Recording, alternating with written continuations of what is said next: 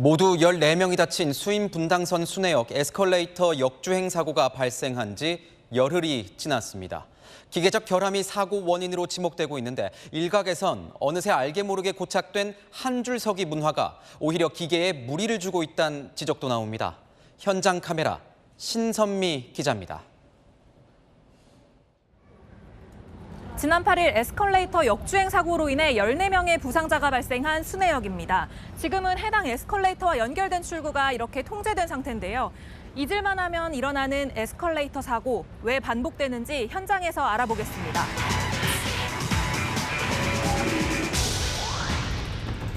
관계부처 합동조사에선 내부 구동장치 부품이 마모된 게 원인으로 잠정 결론 났습니다.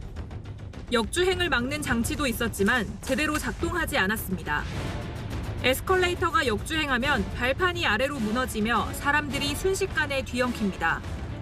피해가 클 수밖에 없습니다. 한편에선 오랜 이용 습관인 한 줄 서기에 대한 지적도 나옵니다. 한쪽에만 서 있고 다른 쪽에선 걷거나 뛰는 탓에 한쪽으로 무게가 쏠리는가 하면 걷거나 뛰는 충격으로 기계적 문제가 발생할 위험이 크단 겁니다. 가만히 서 있는 걸 가정해 에스컬레이터 디딤판 한 개당 250kg을 견디도록 설계돼 있는데요. 걷거나 뛸 경우엔 동력 장치에 추가로 충격을 줄 수 있습니다. 하루 10만 명 넘는 이용객들이 몰리는 신도림역. 에스컬레이터 손잡이를 꼭 잡고 걷거나 뛰지 말라는 안내문이 붙었습니다. 뛰거나 장난치거나 출력으로 기대지 마십시오.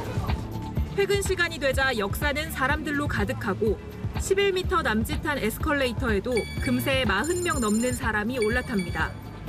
그런데 시민들 약속이나 한 듯 에스컬레이터 앞에서 양쪽으로 갈라집니다.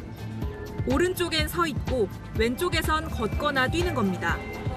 오른쪽에서 걸어 올라가거나 앞 사람을 비집고 뛰어가는 사람도 있습니다.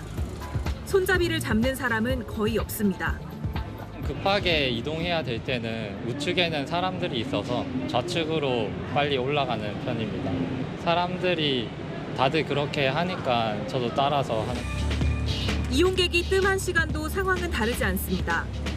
일행마저도 앞뒤로 서서 한 줄로 탑니다.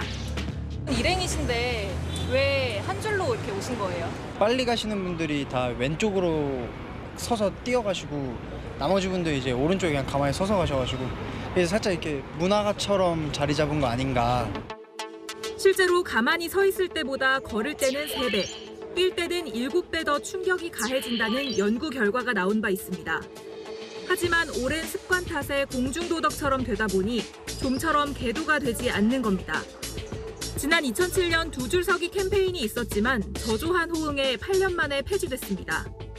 뛰어가지고 발판에 부딪힐 때의 속도가 있습니다.